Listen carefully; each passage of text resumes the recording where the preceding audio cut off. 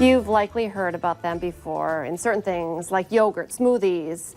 We're talking about probiotics. In today's Women's Wellness Wednesday segment, we're talking about all this good bacteria and how you can use it to step up your fitness and your health game. We want to welcome back to our show Dr. Tara Provost and Ashley Sorensen to talk a little bit about probiotics, and I have notes that we're going to talk about prebiotics. Yeah, absolutely. First, let's talk about probiotics, because it's true, we hear about it all the time. We need to eat certain kind of yogurts or have different supplements, but doesn't mean we really know what probiotics are. Yeah, so probiotics, our gut has billions of bacteria. We have more bacteria in our gut than we do cells in our body.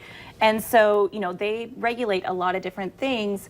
And so with a probiotic, what it is it's technically it's a live culture that is addressing a specific health condition.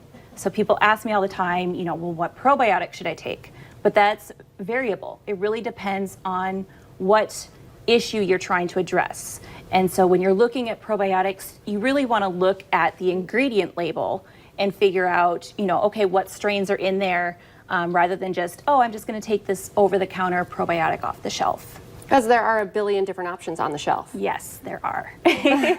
Yeah. So, and that being said, you know, there's some that are listed that they're shelf stable, but they should still be refrigerated because it does increase their viability. And so then when you're looking for something, you know, I generally say just go to the refrigerated section. You're going to get better shelf life, I guess, in general, and keep it refrigerated at home as well. So prebiotics, what are prebiotics? What's the difference between a probiotic and a prebiotic? So prebiotics are the food for probiotics.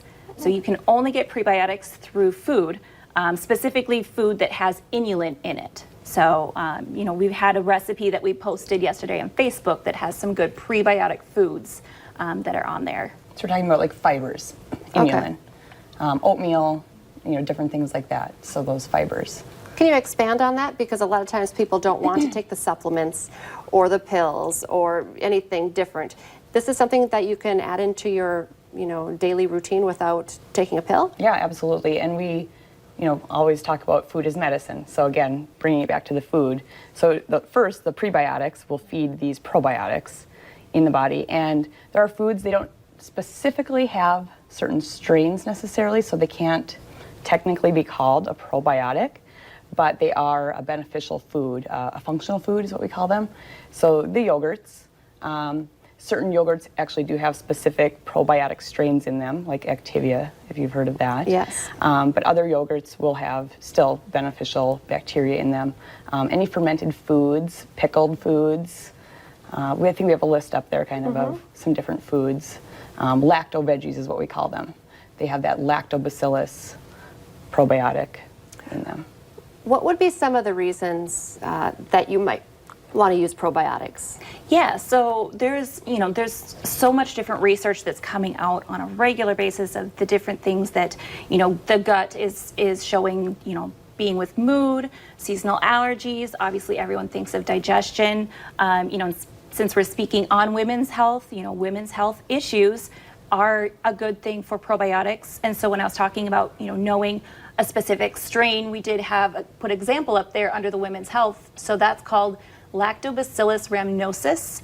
And the thing you want to look for is afterwards you'll see like letters and a number. That's how you know there's a specific strain in there that's helping to address. And so if you're, you know, handy with search engine, you can always find, you know, what that specific strain helps to address. And if people are concerned about their health and maybe whether or not they should start probiotics, how do they get a hold of you?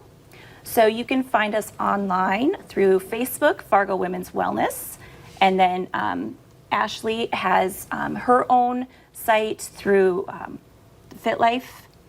And then I'm at Crossroads Vitality. Crossroads Vitality. Thank you, ladies, so much. A great topic today.